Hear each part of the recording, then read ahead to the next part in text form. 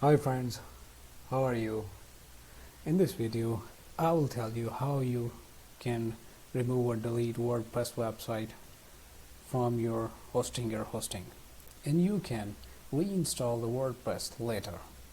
Sometime this could be many reasons due to you have to change it, because sometimes a lot of things such as errors, issues, so you can fix it later with new and fresh WordPress copy.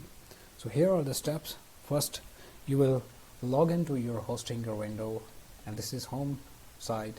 So here you can later you will go to the right next and go to the website section. The property you want to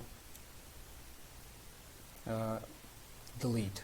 Okay, you will go to manage, and then from here you will go to the section website section. Here this is the website section, so we will go to website section, and after this you will go to the auto installer, and after auto installer you will see the installed application, such as I have this website. I want to remove this website, and so I will click on three dots here. So here this is the option to delete the website. So here I will delete this. It's deleting. Okay, make sure you will have to check all these for proper deletion, so you can make all the files deleted from your server, and you will reinstall a fresh copy of WordPress for the better performance. So we will check the three marks, and we will go to the delete. Now it is taking some time.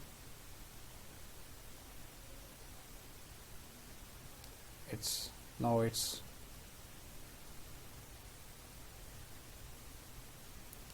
done now. I think it's done. Now it's your website is totally deleted, so you can reinstall the website with this CMS. You can select the CMS such as WordPress, Joomla, and any other platform you want to. Hope you enjoy the video, and make sure you subscribe and like. Thank you.